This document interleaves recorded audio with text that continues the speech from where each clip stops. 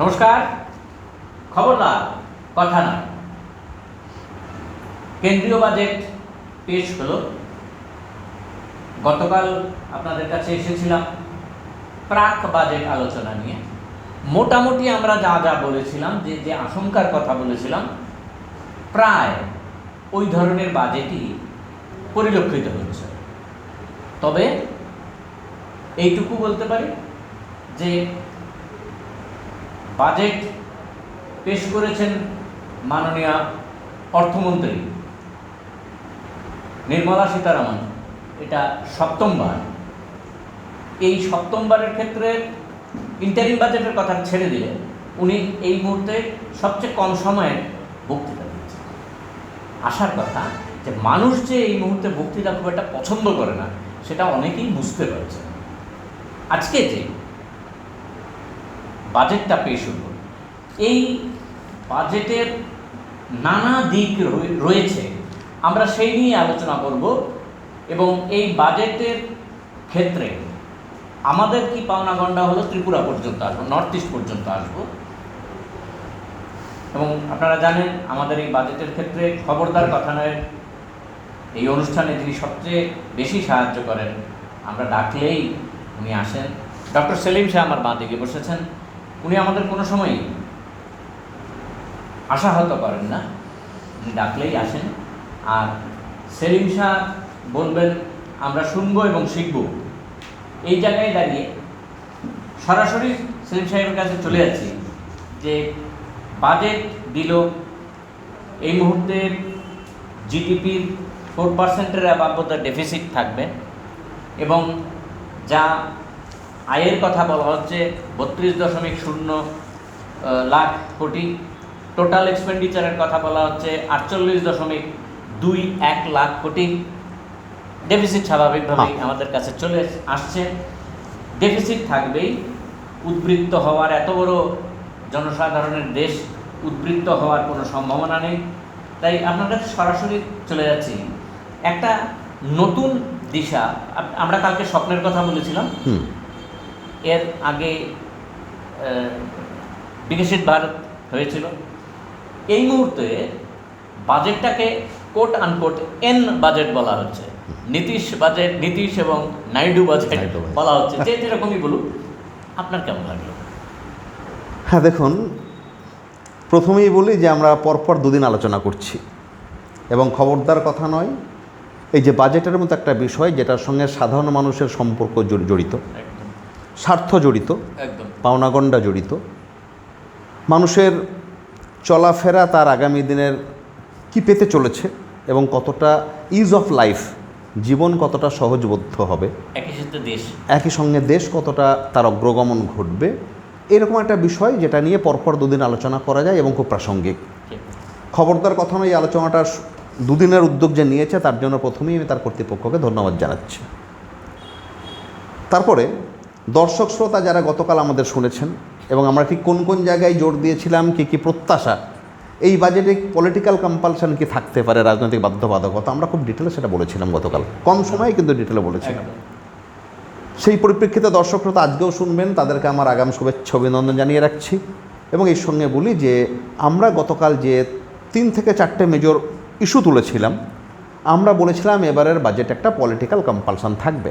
আপনি যেটাকে coat unquote N বলছেন, আমি বলছি যে এখানে অন্ধ্রপ্রদেশ এবং বিহার, আপনি এবিও বলতে পারেন, মানে এবি কম্পালশন, অন্ধ্রপ্রদেশ বিহারের কম্পালশন থাকবে। দেখলাম তার সঙ্গে কিছুটা উড়িষ্যা জুড়ে গেল। তাহলে এই একটা বিষয় যেটা আমরা কালকে প্রেডিক্ট করেছিলাম যে পলিটিক্যাল কম্পালশন এই বাজেটকে অনেকটাই অন্ধ্রপ্রদেশ এবং বিহারমুখী করে তুলবে, সেটা হয়েছে। ইউপি পিছিয়ে গেল, বিহার আগিয়ে এলো। রাজস্থানের নাম নেই, মেনশন হচ্ছে অন্ধ্রপ্রদেশের নাম। এটা একটা জায়গা আমরা বলেছিলাম এবারের বাজেটে এমপ্লয়মেন্টে মেজার্স কি নেওয়া হবে আমরা জানি না, কিন্তু এমপ্লয়মেন্ট এবং এগ্রিকালচার রিলেটেড এমপ্লয়মেন্ট, এই জায়গাটা জোর দেওয়া হবে। গ্রামীণ ভারত একটা মুখ হতে পারে এবারের বাজেট, সেটা কিন্তু আছে। এগ্রিকালচারকে সবথেকে বেশি এমফ্যাসিসের কথা বলা হচ্ছে এই বাজেটে, কর্মসংস্থানের কথা বলা হচ্ছে, স্কিল ডেভেলপমেন্টের কথা বলা হচ্ছে। আমরা যা বলেছিলাম, আমরা বলেছিলাম যে এই বাজেটে আমাদের যে কর কাঠামো, ডাইরেক্ট ট্যাক্স স্ট্রাকচার, এর মধ্যে গত দুবারে কোনো বদল ঘটেনি। এইবার মধ্যবিত্ত ট্যাক্স পেয়ার চাকরিজীবী যারা, তাদের জন্য একটা বড়সড় অর্থ বদল ঘটতে চলেছে। কারণ New pattern. নিউ প্যাটার্নে, নিউ রেজিমে তাদের ক্ষেত্রে এক্সামশন, ট্যাক্স এক্সামশন এবং স্ট্যান্ডার্ড ডিডাকশনে কিছু ছাড় দেওয়া হবে এবং কর কাঠামোতে কিছু পরিবর্তন করা হবে এবং সেটা পুরোপুরি মিলে গেছে। আমরা বলেছিলাম নর্থ ইস্ট এবার কতটা গুরুত্ব পাবে জানি না, পেলে আমরা খুশি হব। যাক, নর্থ ইস্ট সে অর্থে তেমন গুরুত্ব পাইনি বা কতটা কী হয়েছে আমরা শেষের দিকে আলোচনায় আসবো। সর্বোপরি আমরা বলেছিলাম যে আমাদের দেশের অর্থনীতি খুব ভালো অবস্থায় নেই। আজকে দেখুন, যখন বলা হচ্ছে যে আমাদের ডেফিসিট, এই ডেফিসিটটার ফিসকাল ডেফিসিট হচ্ছে 4.9%। জিডিপির 4.9% ফিসকাল ডেফিসিট কিন্তু অনেকটাই বেশি এই কারণে যে আমাদের যে পারমিসিবল লিমিট, এটা 2004-05 থেকে আমাদের কতগুলো FRBM অ্যাক্ট এসছে, financial and budgetary management regulations for management. এই অ্যাক্ট অনুযায়ী আমরা কিন্তু 3% অর 3.5%-এর উপরে কিন্তু ডেফিসিটে যেতে পারি না, সেন্টারও যেতে পারে অনেকবার, হ্যাঁ, অথচ 4.9% ডেফিসিট। আরও যেটা কনসার্ন, যেটা উদ্বেগের বিষয়, সেটা হচ্ছে যে আমাদের টোটাল রেভিনিউ হচ্ছে 32.07 অর সামথিং লক্ষ কোটি টাকা, আমাদের টোটাল বাজেট হচ্ছে 48.21, তার মানে প্রায় 33% কিন্তু আমাদের ঋণ বা লায়াবিলিটি ঋণ করে অথবা অন্য কোনো দায়বদ্ধতা থেকে মেটাতে হবে। তার মানে সেটাও কিন্তু, তারও পারমিসিবল লিমিট কিন্তু 27 থেকে 30, সেটাও কিন্তু পারমিসিবল লিমিট, FRBM এর পারমিসিবল লিমিট কিন্তু ক্রস করে গেছে। তার মানে সমস্তটা মিলিয়ে অর্থনীতি ভালো অবস্থায় নেই, বেকারত্বের কিছু কনসার্ন আছে, আমরা যেগুলো বলেছিলাম এই ঘটতে চলেছে তার অনেকটাই মিলে গেছে এবং তার কিছু বিষয় ভালো, কিছু বিষয় খারাপ। কিন্তু আমি একটা স্টেটমেন্ট এখানে দিতে চাই। ইটস মাই স্টেটমেন্ট আকারেই আপনি নিন। এটা এরকম যে অন্যবারের বাজেট যতটা গতানুগতিক হয়, এইবারের বাজেটের মধ্যে কিন্তু কিছু কিছু জায়গায় সাবস্ট্যান্সেস রয়েছে, সারবত্তা রয়েছে, পুরোটা গতানুগতিক না। এবং সেটা আমার মনে হয় due to the election result. মানে পিপল আর প্লেয়িং, জনগণের ভূমিকা কিন্তু এখানে প্রভাব ফেলেছে। এই যে বেকারত্ব একটা বড় ইস্যু ছিল পুরো ইলেকশন জুড়ে, এই বেকারত্বকে বাজেটে অ্যাড্রেস করার চেষ্টা করা হয়েছে। কৃষির আয় ডাবল হবে, ডাবলিং অফ ফার্মার্স ইনকাম মুখে মুখে বলা হচ্ছিল, মেজার্সগুলো কোনোবার কিন্তু কংক্রিট রাখা হচ্ছিল না। এবার অন্তত কিছু জায়গায় চেষ্টা করা হয়েছে, অন্তত স্কিল বলা হচ্ছিল, স্কিল ডেভেলপমেন্টের কিছু জায়গায় অ্যাড্রেস করা হয়েছে। কর কাঠামোর পরিবর্তনের বেনিফিট, এর একটা মিশ্র বেনিফিট আছে এবং এর ফলে কিন্তু বেশ কিছু মানুষ যারা নিম্ন আয়ের মানুষ তারা কিন্তু বেনিফিট পাবেন, তার মানে নিয়ে আসবেন। তার মানে মূল মোদ্দা কথা হলো যে একটা রাজনৈতিক বাধ্যবাধকতা, পলিটিক্যাল কম্পালশন, পূর্ণভাবে একক ক্ষমতায় না আসা, কারোর উপর নির্ভর করা, এইটা কিন্তু বাজেটের হোল স্ট্রাকচারটা বদলে দিয়েছে এবং কোথাও না কোথাও বাজেটকে কিন্তু অনেক বেশি তাত্ত্বিক এবং অনেক বেশি প্র্যাকটিক্যাল করার চেষ্টা করেছে।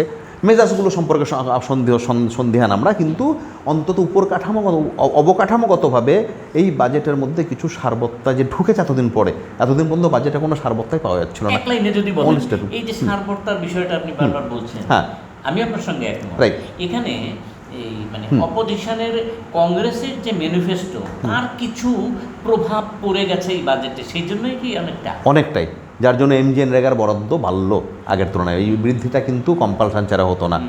যেভাবে বেকারদের জন্য বেকারত্ব নিয়ে কংগ্রেস সোচ্চার হয়েছে এবং যে প্রতিশ্রুতি ম্যানিফেস্টোতে রেখেছে, এইটা কিন্তু প্রেশার তৈরি করেছে এবং অনেকগুলো বিধানসভা ইলেকশন আসবে। শুধু এটা না, ইভেন ওয়েস্ট বেঙ্গলের যে বাংলা মডেল, এই পশ্চিমবঙ্গের বাংলা মডেলও কিন্তু এডুকেশন লোন, এই যে এক্স্যাক্টলি এডুকেশন লোন, 10 লাখ টাকার মধ্যে এডুকেশন লোন, যেটা গভর্নমেন্ট তার দেবে, গভর্নমেন্ট তার ওই যেটাকে বলা হয় আপনার গ্যারান্টার হবে, গভর্নমেন্ট গ্যারান্টার হবে এবং গভর্নমেন্ট 3% পর্যন্ত ইন্টারেস্ট রেটে রিবেট দেবে, গভর্নমেন্ট 3% ইন্টারেস্ট রেট বেয়ার করবে। পশ্চিমবঙ্গের মডেলটাও কিন্তু সরাসরি বাজেটে নেওয়া হয়েছে শিক্ষাক্ষেত্রে, হায়ার এডুকেশনের ক্ষেত্রে। তার মানে কোথাও না কোথাও কিন্তু এই যে পলিটিক্যাল কম্পালশন, এই যে রাজনৈতিক চাপ, এই যে বিরোধীরা একটু শক্তিশালী হওয়া, এর ফলে বাজেটটা কিন্তু অনেকটাই অর্থনীতির যে বাস্তবতা সেই জায়গাগুলোকে টাচ করার চেষ্টা করলো। এতদিন পর্যন্ত সেগুলো পাচ্ছিলাম না। এটাই হচ্ছে আমার বক্তব্য, যে অন্তত এই বাজেট নিয়ে আমরা কিছুটা আলোচনা করতে পারবো। মানুষের ভোটের প্রভাবটা রয়ে গেল, মানে অত্যন্ত গুরুত্বপূর্ণ একটা জায়গায়। এইবার যে বাজেট হলো তার দিকে তাকিয়েছিলাম, কালকেও আপনি বলেছেন যে দিকটা তাকিয়েছিলাম, সেটা হচ্ছে বেকারদের জন্য, যারা এখানে আনএমপ্লয়মেন্টের জন্য যারা রাস্তায় ঘুরছে এখনো, তাদের কি দিশা থাকবে এবার বাজেটে? শুধুই কি ট্রেনিং মেথড, চাকরির জায়গাটা কোথায়? না, এখন যেটা বলা হচ্ছে 2 থেকে 3টে মেজার্স বা মেজার্সের কথা বলা হয়েছে। একটা মেজার্স বলা হয়েছে মুদ্রা লোন। যারা ফার্স্ট ফেজটা ক্রস করেছে তাদের জন্য মুদ্রা লোনের সেকেন্ড ফেজে গিয়ে 10 লাখ থেকে বাড়িয়ে 20 লাখ টাকা ঋণের ব্যবস্থা। এটা দিয়ে বলা হচ্ছে 1.25 crore মতো মানুষ বেনিফিটেড হতে পারে 5 বছরে, 1 বছরে না কিন্তু, এবার সেলফ এমপ্লয়মেন্ট। এছাড়া ট্রেনিংয়ের জন্য বলা হচ্ছে যে সমস্ত বেকাররা এডুকেটেড, শিক্ষিত বেকার, যাদের পরিবারে কোনো সরকারি চাকরিজীবী নেই এবং যাদের পরিবারে ইনকাম ট্যাক্স তারা পে করে না, মানে ইনকাম ট্যাক্সের কোনো তাদের আওতায় পড়ে না, এই সমস্ত পরিবারের ছেলে মেয়েরা তাদেরকে একটা ট্রেনিং দেওয়া হবে। 5 বছরের হিসেবেই করা হয়েছে ব্যাপারটা। এবং ইন্ডিয়ার যে টপ কোম্পানিগুলো আছে তাদেরকে বলা হবে যে তোমরা ট্রেনিং দাও, তোমরা 1 বছরের ট্রেনিং দিলে তোমাদেরকে 6,000 টাকা করে স্টাইপেন্ড দিতে হবে। সরকার স্টাইপেন্ড দেবে 5,000 টাকা করে। তোমরা যদি ট্রেনিং দিতে সরাসরি ব্যর্থ হও, তোমাদের চেন অ্যাসেম্বলি ইনস্টিটিউশন যেগুলো আছে, তোমাদের কিছু চেন কোম্পানির আছে, তাদের সঙ্গে যৌথভাবে ট্রেনিংয়ের ব্যবস্থা করো। এমন ট্রেনিংয়ের ব্যবস্থা করো যেটা তোমাদের কাজে লাগে পরে, যাতে বা আমার স্টুডেন্টদের যারা পাস আউট তাদের এমপ্লয়াবিলিটি বাড়ে। তাহলে 2.90 লক্ষের কথা বলা হচ্ছে। হ্যাঁ, একটা বরাদ্দ করা হয়েছে। না, এটা হয়তো সাফিসিয়েন্ট না, এটা হয়তো সংখ্যার জাগলারি।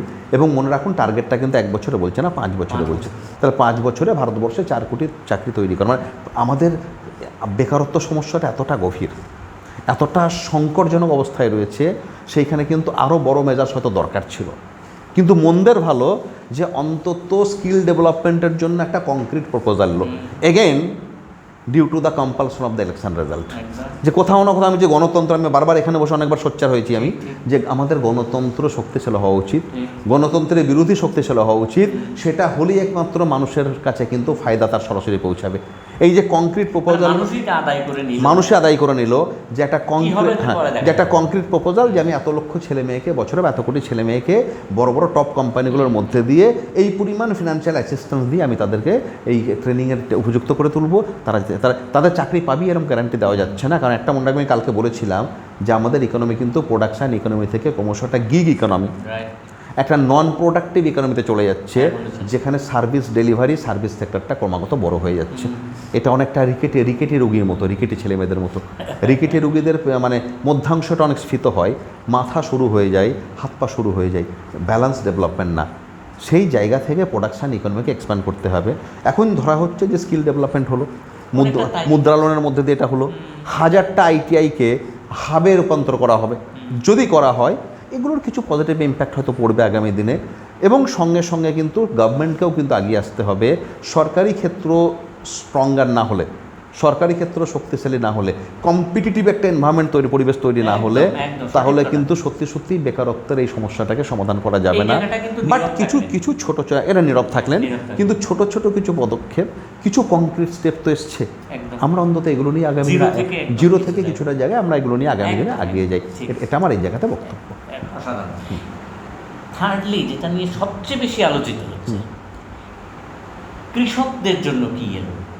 কেন কৃষকদের জন্য এবারে বাজেটে রাখা হয়েছে 1.52 লক্ষ কোটি টাকা, যেটা 2022-এ ছিল 3.70, ঠিক 23-এ ছিল 3.36, 24-এ ছিল 2.78।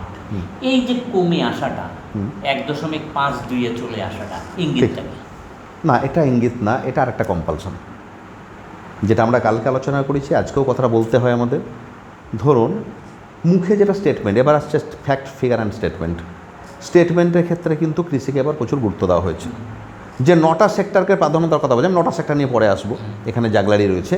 যে 9টা সেক্টরকে প্রাধান্যতার কথা বলা হচ্ছে, তার মধ্যে একদম টপে রাখা হচ্ছে 1 নম্বরে কিন্তু এগ্রিকালচারকে, যে agricultural productivity and resilience in এগ্রিকালচারের পুনর্গঠন।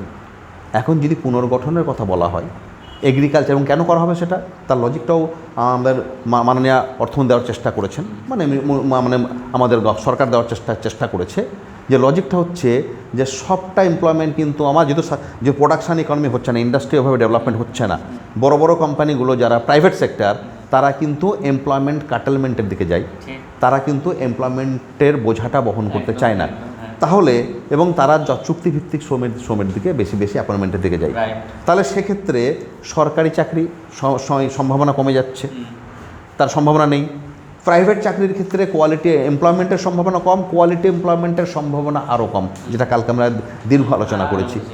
যার ফলে কোথাও না কোথাও এগ্রিকালচারকে স্ট্রেনথেন করতে হবে।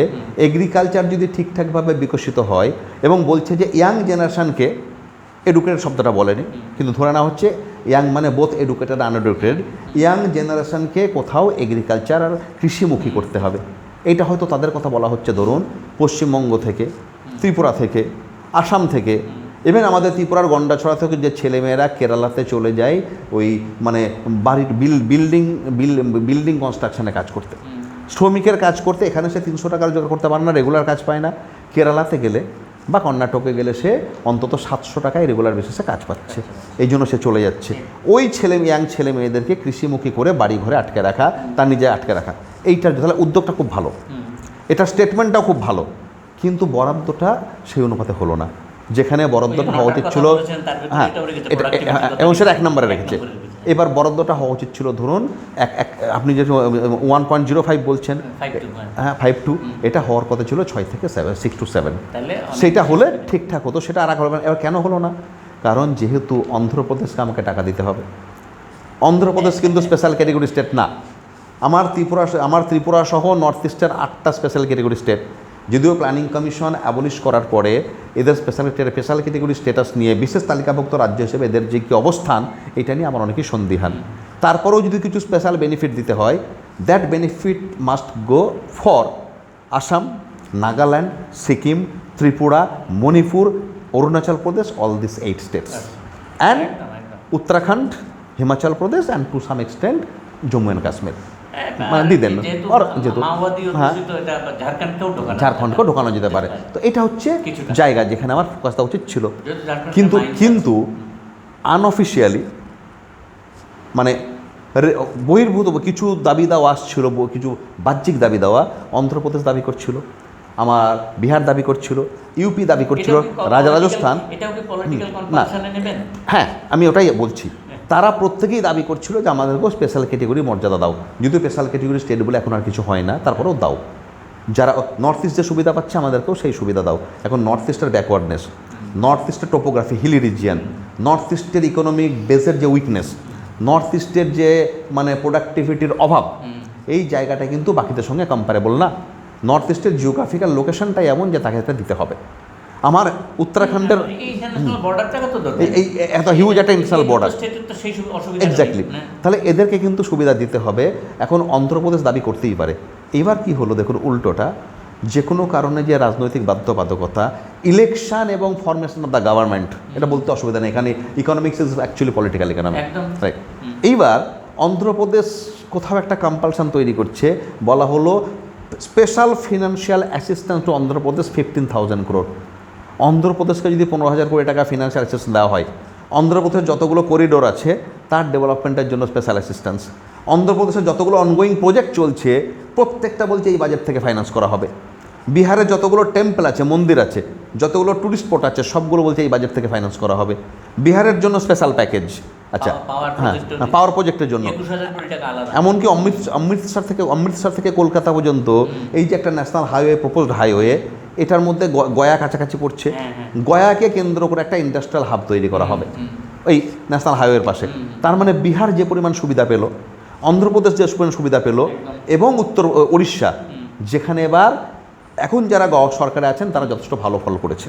তাই উড়িষ্যাকে ট্যুরিস্ট প্রজেক্ট এবং টেম্পলগুলোকে, উড়িষ্যার প্রজেক্টগুলোকে কিছু বিশেষ সুবিধা দেওয়া হলো।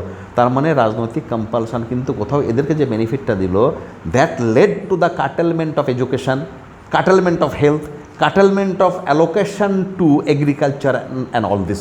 তাহলে এগ্রিকালচারকে মন থেকে চাইলাম আমি, স্টেটমেন্টে দিলাম, কিন্তু এগ্রিকালচার সেই বেনিফিট দিতে পারলাম না, কারণ we had hour political compulsion.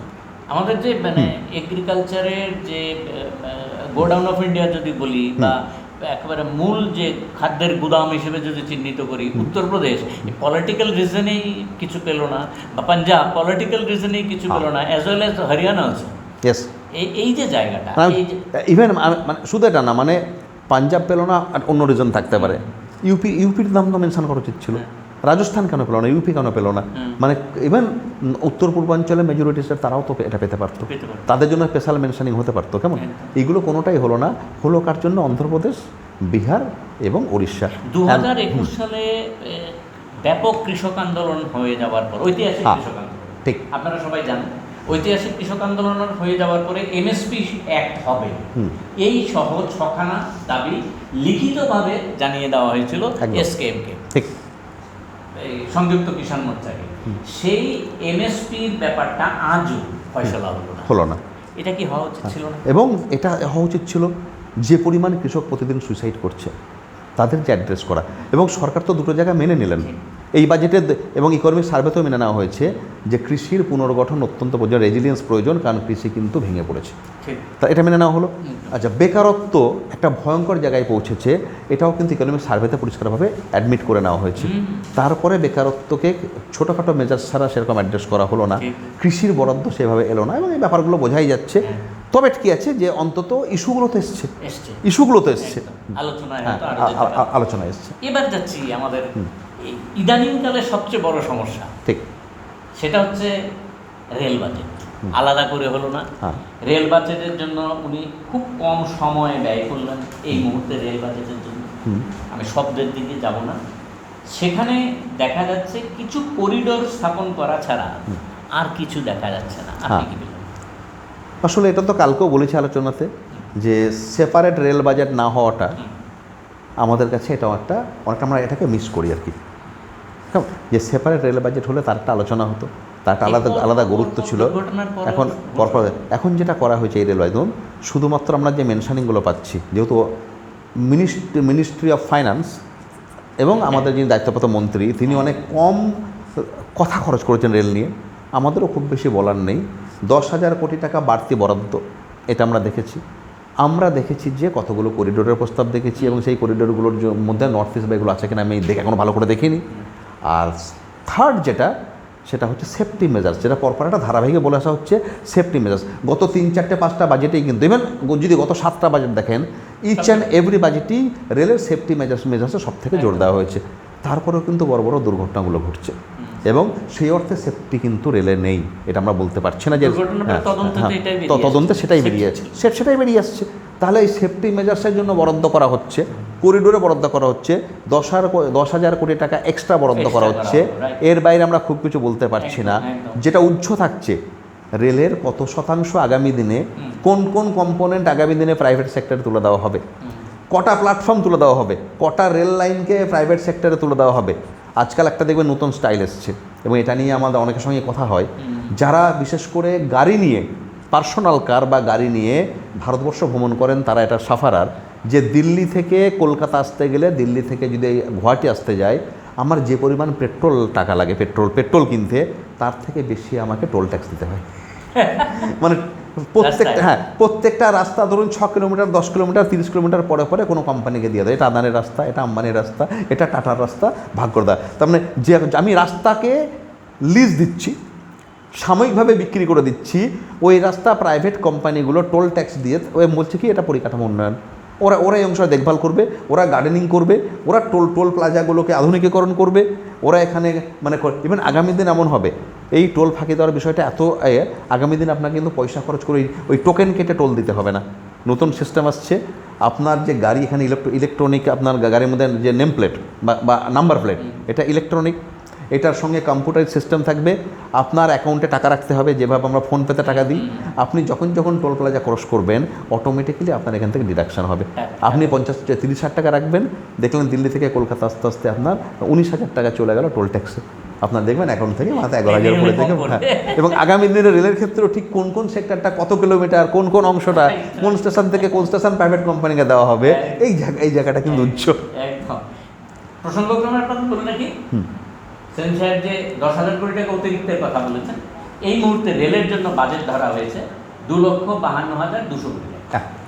এই যে জায়গাটা, এখানে কিছু কিছু জায়গায় ইন্ডাস্ট্রি তৈরি হবে রেলের বগি টগি তৈরি করার জন্য, কতগুলি করিডোর করা হয়েছে, যেটা সেন সাহেব। এবার গুরুত্বপূর্ণ অংশ, একটা বিরাট অংশের মানুষ এটা শোনার জন্য অপেক্ষা করছেন, সেটা হচ্ছে শিক্ষা ক্ষেত্রে। হ্যাঁ। সেলিম সাহেব, নিটের একটা শব্দ ব্যয় করলেন না। এটার সঙ্গে আপনার কাছে আরেকটা, আমাদের সময় যেহেতু কম, হ্যাঁ। সেহেতু আরেকটা জায়গায় উনি ইনফ্লেশনের ব্যাপারটাও বলেছেন। তবে এত বড় বাজেট বক্তৃতায় আমি যা শুনলাম তা ঠিক 10টা শব্দ উনি ব্যবহার করেছেন ইনফ্লেশন নিয়ে। সেখানে নস্যাৎ করেছেন, পেজ নাম্বার আপনি যদি দেখেন 3-তে নস্যাৎ করে দিয়েছেন যে এর আগে মানে যে প্রশ্নগুলি উঠেছিল নস্যাৎ করেছেন 10টি শব্দে। ব্যাখ্যায় যাননি, রিপ্লাই বাজেট যখন হবে, রিপ্লাই যখন দেবেন তখন বোঝা যাবে, কারণ বিরোধীরা তো ছাড়বে না। এই জায়গায় দাঁড়িয়ে ঠিক মূল্যবৃদ্ধিতে 10টা শব্দ ব্যবহার করেছেন। নিট নিয়ে ওনার একটা শব্দ উনি বললেন না। ব্যাখ্যা দিতে গিয়ে হয়তো বলবেন যেহেতু এটা সুপ্রিম কোর্টে মামলা চলছে আমি বলতে পারি না, এই কথা এড়াতে যাবে। আরেকটা বিষয় হচ্ছে এই যে এডুকেশন লোন আপনি আরম্ভতে যেটা বলেছিলেন, সেখানে এই আনপেইড এডুকেশন লোন যে আছে, ওই যে ওয়ান টাইম, এটা নিয়েও কোনো শব্দ নেই। কীভাবে ব্যাখ্যা করবে আমাদের এডুকেশন অবস্থা? না, এখন ধরুন যেটা বলছিলাম যে স্কিল ডেভেলপমেন্টের জন্য জোর দেওয়া হয়েছে এবং স্কিলের জন্য টপ কোম্পানিগুলোর সঙ্গে কী কী চুক্তি হবে, কী হবে তার ডিটেলিং আছে। এইটা দেখার পর আমার মনে হয়েছিল যে তার মানে এডুকেশনটাকেও জোর দেওয়া হবে, কারণ এডুকেশানে 3টে শব্দ ওখানে পার্টিকুলারলি আছে, এডুকেশান, এমপ্লয়মেন্ট, এই কথাগুলো কিন্তু বলা হচ্ছে তাহলে, এবং অ্যান্ড স্কিল। তাহলে এডুকেশান, এমপ্লয়মেন্ট, স্কিল 3টে শব্দকে একসঙ্গে বলা হচ্ছে। এর জন্য বরাদ্দ হচ্ছে 1.48 লক্ষ কোটি টাকা। তাহলে 1.48 লক্ষ কোটি টাকা বরাদ্দ। আমাদের টোটাল যে বাজেট তার সাইজটা হচ্ছে 48.21 লক্ষ কোটি টাকা, 48.21 লক্ষ কোটি টাকা। আপনি যদি পার্সেন্টেজে করেন এক্স্যাক্টলি 3.07%। তাহলে আমাদের টোটাল বাজেটের অনলি 3.087 পলিসি করার সময় কিন্তু বলেছিলেন 10% রাখবেন, কিন্তু সেটা রাখা হলো না। ইভেন আমাদের Kothari commission 1965 to 68 Kothari commission 10%। আপনি যদি পৃথিবীর সমস্ত উন্নত দেশগুলোর নিরিখে দেখেন, ইভেন আমাদের ইস্টের দিকেও তাকান, আমাদের পূর্ব শুধু পশ্চিম না পূর্বেও যদি তাকান, সব থেকে এবং এশিয়ান টাইগার্স, আমি বহুবার কথাটা বলেছি যে তারা শুধুমাত্র একটা ঘটিয়ে দিল, তারা একটা ট্রেমেন্ডাস ডেভেলপমেন্ট করলো by investing education. Education and হেলথকে আপনি কিন্তু ডিনাই করতে পারেন না। আমরা বারবার বলছি যে এখানে বরাদ্দ বাড়ানো হোক, যেখানে বলা হচ্ছে যে আমার স্কিল ডেভেলপমেন্ট, এমপ্লয়মেন্ট, এডুকেশনকে একটা ব্লকে নিয়ে আসছি আমি, সেখানে 1.48 লক্ষ কোটি টাকা টু মাচ ইনসাফিসিয়েন্ট। মানে এই টাকাটা হচ্ছে আমার টোটাল বাজেটের মাত্র 3.07%। মানে ইউ থিঙ্ক যে হাউ লেস দ্যান 10%। 10% থেকে আমি আসছি, 10% থেকে কতটা নিচ্ছে। এবং যেখানে কোঠারি কমিশন বলেছিল 10% of the budget, 6% of the GDP. এই মুহূর্তে আমাদের ইন্ডিয়ার যে জিডিপি, তার যে ভলিউম বা সাইজ, এটা হচ্ছে 173 লক্ষ কোটি টাকা, তাহলে বাজেটের 3.5 গুণ। তাহলে পরে সেই অনুযায়ী এটা যদি পার্সেন্টেজে কনভার্ট করেন, এডুকেশনে বরাদ্দ 6% ভুলে যান, 3% ভুলে যান, বরাদ্দ হচ্ছে মাত্র 0.86, লেস দ্যান 1% বরাদ্দ হচ্ছে এডুকেশন সেক্টরে। তাহলে জিডিপির লেস দ্যান 1% বরাদ্দ। আচ্ছা, আপনার বাজেট, টোটাল বাজেটের লেস দ্যান 10 ছেড়ে দিন, লেস দ্যান 5 ছেড়ে দিন, অনলি 3.07% বরাদ্দ। এইটা এডুকেশন সেক্টরকে সেইভাবে কিন্তু গুরুত্ব দেওয়া হলো না। আপনি লোনেকে রিকভারি হচ্ছে না, আমার স্টুডেন্ট লোন নিয়ে রিকভারি না করলে স্টেটমেন্ট আসা উচিত, এমনকি নিট এখানে আসা উচিত ছিল, কারণ এটা একটা বড় বিষয়। সুপ্রিম কোর্টের হতে পারে, কিন্তু সুপ্রিম কোর্টের কেসটা গেছে, দ্যাটস ডিফারেন্ট, আইনে বের হয়েছে। কিন্তু যারা আইন প্রণয়ন করেন, আমি ছেড়ে দিলাম বাজেটে উনি বলবেন না, কিন্তু আমার লোকসভা রাজ্যসভা তো আইন প্রণয়ন করে, এনাক্ট করে। লোকসভা রাজ্যসভার এখতিয়ার ছিল নিট নিয়ে আলোচনা করার, সেখানে কিন্তু একটা শব্দও আলোচনা করা হয়নি। এবং রাজ্যসভায় আলোচনা না করার ফলে অনেকেই এটাকে খোঁচা দিচ্ছেন, অনেকেই বলছেন আলোচনা হবে না, কারণ কোটাতে যে যারা ব্যবসার সঙ্গে যুক্ত আমার তাদের অনেকেই লোকসভাতে রাজ্যসভায় রয়েছেন। আমার ক্যাপিটালিজম এমনভাবে খেয়ে ফেলছে, পুঁজি আমাকে এমনভাবে খেয়ে ফেলছে যে আমি চাইলেও কিন্তু ওখানে ডিবেটটাকে আনতে পারছি না। কোচিং সেন্টার হাব, রাইট, কাজে এটা আলোচনা আনতে পারছি না। যার ফলে কি হচ্ছে যে এই যে অসম্ভব একটা কম বরাদ্দ, এটা অত্যন্ত কিন্তু বিপজ্জনক। হেলথের ক্ষেত্রেও তাই, হেলথে বরাদ্দ হচ্ছে শুধু লেস দ্যান 1% না, এটা হচ্ছে 0.57%। হ্যাঁ, এবং এটা হচ্ছে জিডিপির। আর যদি আপনি ধরেন আমার টোটাল বাজেটের, দ্যাট ইজ লেস দ্যান 2%। তাহলে লেস দ্যান 2% হচ্ছে, কারণ ওখানে বরাদ্দ হচ্ছে আপনার 1.8, এখানে হচ্ছে মাত্র 92,000 crore, মানে লেস দ্যান 1 লাখ crore। তাহলে এডুকেশনে 1.48 লাখ crore, আর হেলথে হচ্ছে less than 1 lakh crore, I mean 98,000 or 96,000 something like that lakh crore. কেমন? তাহলে এই যে অসম্ভব কম বাজেট নিয়ে আমরা বলছি আমরা ভালো কিছু করব, এই জায়গাটা আরেকটু ওদের দেখা উচিত ছিল। ঠিক এই জায়গাটা সর্বশেষ কোশ্চেন যাওয়ার আগে আমি একটা তথ্য আপনাদের কাছে দিচ্ছি। এডুকেশনের কথা সেলিম সাহেব বললেন, এডুকেশনের যে বাজেট ছিল সেটা হচ্ছে 1,16,470 কোটি টাকা। ঠিক। এই জায়গায় দাঁড়িয়ে খরচ হয়েছে কত জানেন? 1,08,878 কোটি টাকা, প্রায় 8,000 কোটি টাকার উপরে খরচ করতে পারেনি দেশের সরকার। হেলথের কথা বলি, হেলথে ঠিক বলেছেন আপনি, সেটা হচ্ছে যে 88,956 কোটি টাকা বাজেট ছিল, খরচ হয়েছে 79,221 কোটি টাকা। ঠিক। খরচ করতে পারেনি দেশের সরকার।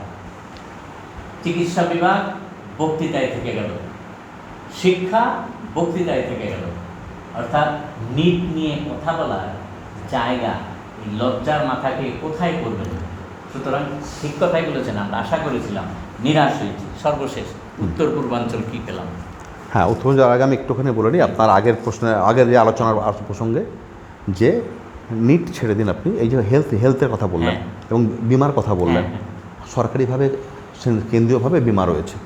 এই যে বিমা, প্রধানমন্ত্রীর যে বিমাটা, মানে আরোগ্য যোজনা, এই বিমাতে 100% এন্টার হচ্ছে আমার জনজাতি গোষ্ঠীর। ত্রিপুরাতে জনজাতি গোষ্ঠীর আধিক্য রয়েছে। আমরা খুব রিসেন্টলি একটা কাজ করেছি, আমরাই এক ছাত্রকে দিয়ে করিয়েছি, জনজাতি ছাত্রকে দিয়ে করিয়েছি। এই কাজটার মধ্যে অদ্ভুত জিনিস লক্ষ্য করলাম, যেখানে 100% অফ দি ট্রাইবাল পপুলেশন তারা এই স্কিমটা পেতে পারেন। দেখা যাচ্ছে 30 থেকে 35-এর বেশি লোক কিন্তু পাচ্ছেন। 70% যারা কমপ্লিটলি এন্টাইটেল তারা এটা পাচ্ছে না। কোথাও কাগজপত্রের গণ্ডগোল, কোথাও স্কিমের মধ্যে একটা সমস্যা রয়েছে, কোথাও এনকোয়ারির সমস্যা রয়েছে, কোথাও একটা ডকুমেন্টসের সমস্যা রয়েছে। এই ব্যাপারে আমি বলবো, বরাদ্দ তো কম ঠিক আছে, যেটুকু ব্যবস্থা আছে কিছু কিছু ক্ষেত্রে ইমপ্লিমেন্টেশনে আরেকটু সার্ভেলেন্স, আরেকটু মনিটরিং, আরেকটু ইজ আউট করার দরকার আছে। এইটা আজকে আমি আপনার চ্যানেলের মাধ্যমে এটা বলে রাখলাম, কারণ এটা যদি কেউ শোনেন, কারোর কাছে আসে, এটা তো কাজে লাগবে। এবার শেষ প্রশ্ন আপনি যেটা বলেছেন, আমি উত্তর নেওয়ার আগে জনজাতির কথা যেহেতু বলেছেন, এই জনজাতি উন্নতিতে 63,000 গ্রামকে বিশেষ গুরুত্ব দেওয়া হয়েছে বলে বলা হয়েছে আজকে বক্তৃতা। আমি যতটুকু শুনেছি, ভুল না করি, এই 63,000 গ্রাম সারা ভারতবর্ষে কারা উন্নয়নের দিকে কথাটা দেখবেন, গ্রাম পঞ্চায়েত যারা চালাবেন। তথ্য হচ্ছে এই রাজ্যে গ্রাম পঞ্চায়েতের নির্বাচনে 65% ভোট ছাড়া হয়ে যাচ্ছে। কি গ্রামের উন্নতি হবে জানি না, আমরা লক্ষ্য রাখবো। আরেকটা বিষয় আপনি যেটা আমাদের গরিব কল্যাণের কথা বললেন, একটু আগে বললেন, সেখানে একটা তথ্য হচ্ছে 80 কোটি মানুষকে উপকৃত হবে বলেছেন, এবং 1.52 লাখ কোটি টাকা যেটা কৃষি খাতে ব্যয়, যেটা অন্যান্য বছর থেকে কমিয়ে আনা হয়েছে। আমি জানি না কীভাবে করবে। শেষ প্রশ্ন হয়েছে, নর্থ ইস্টের জন্য আমরা কী পেলাম? উদ্বেগের সঙ্গে লক্ষ্য করছি। এখন তো নর্থ ইস্টের জন্য কী পেলাম বললে জায়গাটা কিন্তু বেশ হতাশার এই জন্য যে নর্থ ইস্টও ভারতবর্ষের বাইরে না, ভারতবর্ষেরই কতগুলো অঙ্গরাজ্য নিয়ে উত্তর পূর্বাঞ্চল। তাহলে এখানে প্রায়োরিটি সেক্টর যদি কিছু থেকে থাকে, নর্থ ইস্টও তার বেনিফিট পাবে।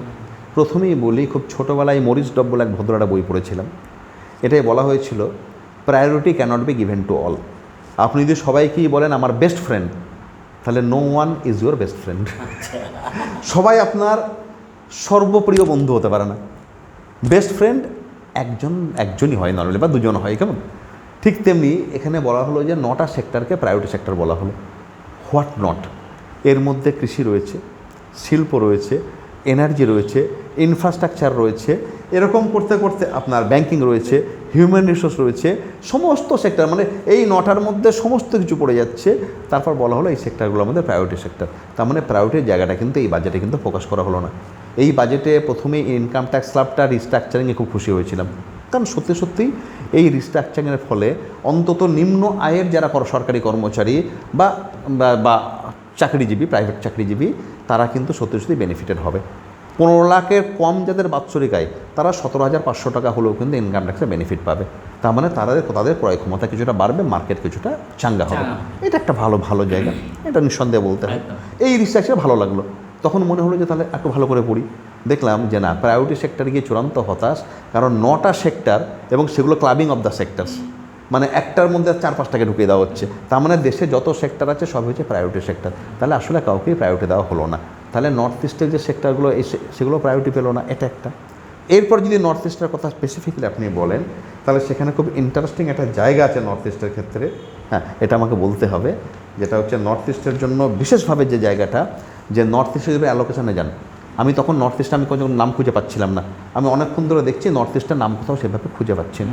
রেল বাজেটে সেরকম জায়গা কিছু পাচ্ছি না। আমি যখন রেল বাজেটে না পাচ্ছি না, তখন নর্থ ইস্টের জন্য অ্যালোকেশন টেবিলে গেলাম। আমি অ্যালোকেশন টেবিলে দেখলাম যে গত বাজেট, লাস্ট বাজেট 23-24 কী অ্যালোকেশন ছিল, রিভাইজ এস্টিমেটে সেটা বেড়েছে না কমেছে, আর তার পরবর্তী ক্ষেত্রে এবারের বাজেটে কত দেওয়া হচ্ছে। হতাশাজনকভাবে দেখলাম নর্থ ইস্টের প্রায় প্রত্যেকটা গুরুত্বপূর্ণ ক্ষেত্রে কিন্তু অ্যালটমেন্ট বা অ্যালোকেশন কমানো হয়েছে। বাড়া তো দূরের কথা, ধরুন ইনফ্লেশন, আমার যদি 10% ইনফ্লেশন ধরে নেই, তাহলে 10% বাজেট বাড়া দরকার ছিল গতবারের তুলনায়। 10% বাড়লে সেটা মানে লেভেলটা বজায় থাকতো, সেটা তো বাড়লই না।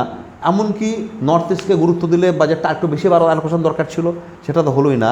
কতগুলো অ্যালোকেশন কমে গেল। আমি সময় নেব না, আমরা অনেকটা সময় নিয়েছি। একদম আমি কতগুলো এক্সাম্পল দিয়ে শেষ করছি স্পেসিফিক। যেমন ধরুন বলি অ্যাভিয়েশন সেক্টর।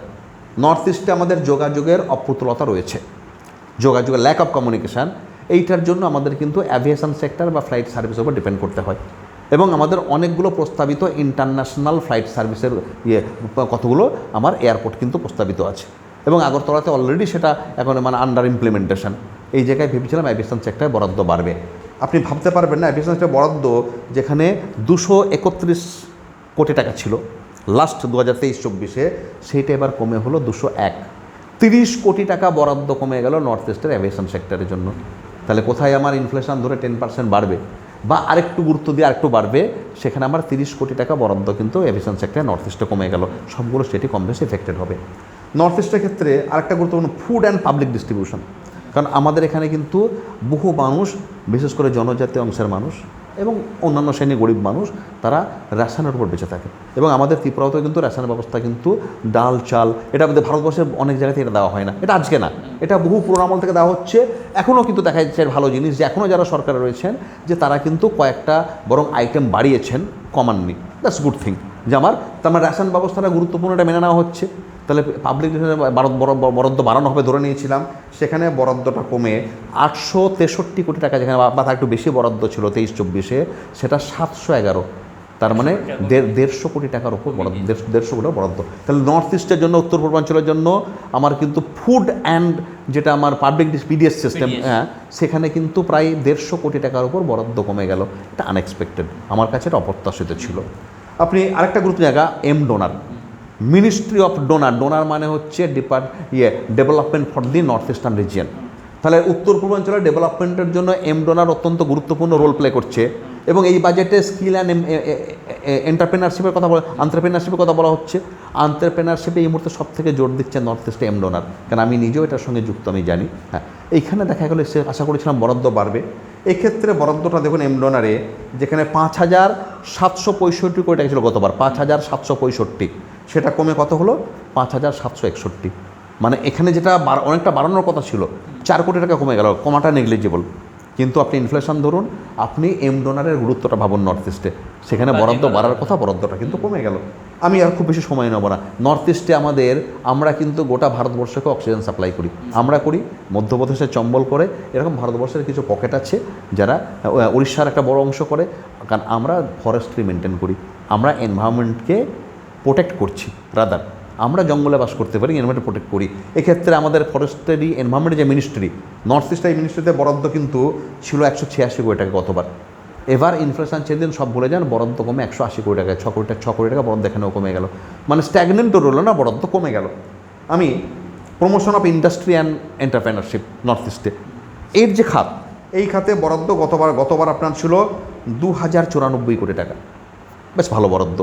এবার সেটা 1700 কোটি টাকায় চলে এলো, মানে প্রায় ধরুন 400 কোটি টাকা বরাদ্দ কমে গেল।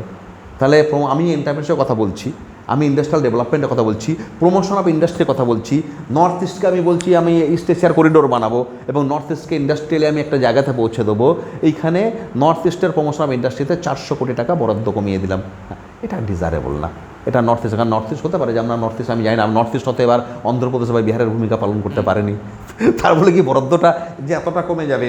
ঠিক এরকমভাবেই স্কিলও কিন্তু বরাদ্দ কমেছে নর্থ ইস্টে। মানে আপনি যদি প্রত্যেকটা সেক্টর ধরে ধরে দেখেন, নর্থ ইস্টের প্রত্যেকটা সেক্টরে বরাদ্দ আইদার মার্জিনালি কমেছে, অনেকটা কমেছে, অথবা বরাদ্দ বাড়েনি। অর্থাৎ নর্থ ইস্টকে যতটা ফোকাস করা দরকার ছিল আমাদের বাজেটে কিন্তু এবারে নর্থ ইস্ট আর ততটা ফোকাস পেল না। এটা উত্তর পূর্বাঞ্চলের মানুষ হিসেবে আমাদের কাছে খানিকটা হতাশার। 1 মিনিট 54 সেকেন্ডের বক্তৃতাই বড় কথা। বড় কথা হচ্ছে নর্থ ইস্টের জন্য আমরা কী কী করলাম, মন্দিরের জন্যই হোক বা কোনো পর্যটনের জন্যই হোক, সেই বরাদ্দ আমাদের কিন্তু কোনো ক্ষেত্রেই বাড়ল না। সেই দিক থেকে আমরা নিশ্চিতভাবে হতাশ। স্বাভাবিকভাবেই ভারতবর্ষ আমাদের তো দেশ, তাকে নিয়ে আরও ভাবনা চিন্তা আমাদের করতে হবে। আমরা আশা করেছিলাম দেশের বাজেট, দেশের মানুষ, দেশের বেকাররা, দেশের যারা স্বাস্থ্য নিয়ে গবেষণা করেন তারা আরও অনেক বেশি কার্যকরী ভূমিকা নেবেন। কিন্তু এই প্রায় সোয়া ঘন্টা মতো বক্তৃতা অর্থমন্ত্রী যা যা বললেন তা আমাদের ব্যাপক আনন্দিত করতে পারলো সে কথা না বললেও কিছু কিছু ক্ষেত্রে আমরা নিশ্চয়ই তার এই বাজেট থেকে ভালো দিক পেয়েছি, তবে হতাশাও রয়ে গেল।